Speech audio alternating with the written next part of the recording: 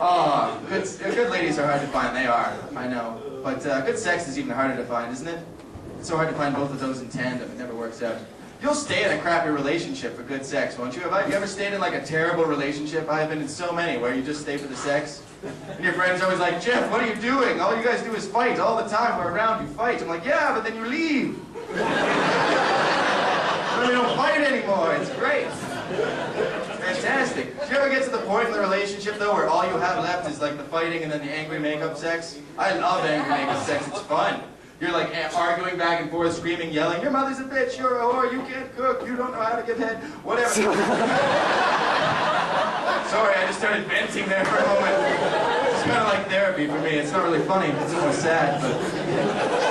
No, you are, you're fighting back and forth, and then all of a sudden you start having sex. That's great, isn't it? I love that. But that only works like 2 or 3 times, let me tell you. About the 3rd or 4th time, you're basically just forcing yourself upon the girl who wants to break up with you. Yeah, my court date's in October. So... You guys come out to that and be a character witness for me? Oh yeah, he's very remorseful. He tells jokes about it all the time. It's a joke, relax. Alright, he's a rapist. Never mind. Let's just ignore him for the last 6 minutes. Okay. But good sex is hard to find, though, isn't it? It is. And here's the reason why. Men and women are fundamentally different in the way we look at sex. See, a woman will spend her entire time during sex trying desperately to have an orgasm. Whereas a man will spend his entire time during sex trying desperately not to have an orgasm. It's true. Picture like two runners. One of them is a high-speed sprinter. His eyes on the prize, his head in the game, he's waiting for the gunshot. The other is a long-distance marathon runner with 2 broken legs. She just broke up with her boyfriend, so she's not really into this whole race thing. So that's the line I got anyway. Just a little more therapy there, don't worry about it. It's true, though. It is. It's true. And we don't ever want to win the race. We don't, as men. We don't want to win the race. We just want to tie with you. That's all we ever want to do. Do you understand what I mean by tie with you? Right? One guy, yeah, man, I've been trying for like 14 years. I always win. By a mile. It's terrible. Jonathan Bailey over here. This is great. He's the fastest guy I could think of, right? Alright, where was I? Yeah, no, that's why we invented foreplay. That is true. That's why we invented foreplay. Because foreplay is just a fancy way of saying a head start. That's what it is. Because we do just want to tie with you. That's the big goal. It's just tie with you. That's why I'm so messed up on this.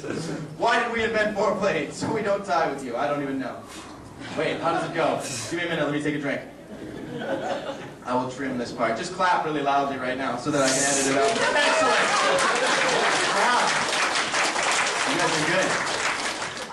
Yeah, because all we ever want... Women are so impressed when you tie with them. That's what I was trying to say. They are. They're always lying there afterwards like, oh my God, Jeff, that was so amazing. How did you do that? Just right at the same time. Oh my God. It's like, I was standing at the finish line for 4 hours.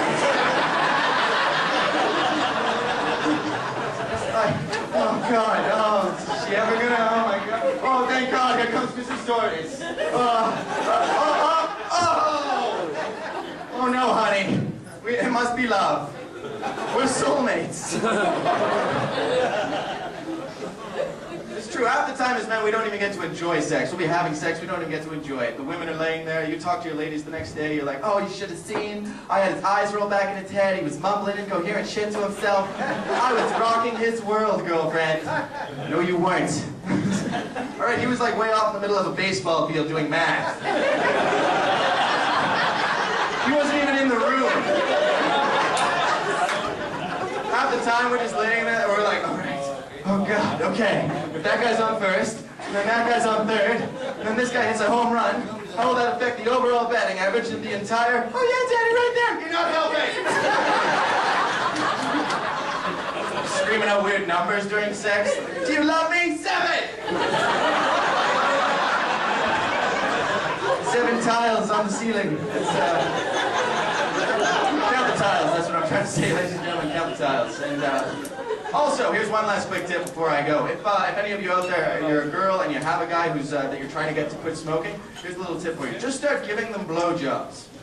Honestly, I know this is, I don't want to throw you off, but trust me, it would work. Because really, if you think about it, I smoke like 7 or 8, maybe 10, 15 cigarettes a day. If I could get that many blowjobs, I honestly think I could finally quit smoking. You know? And don't. Just make a deal with them. Be like, okay, 2 months, and every time you want a cigarette, I will give you a blowjob. Because guys, I think you will agree with me on this one. If you are offered a cigarette and a blowjob, and you choose a cigarette, you deserve cancer. Thanks, ladies and gentlemen. I'm Jeff Stephenson. You guys are great.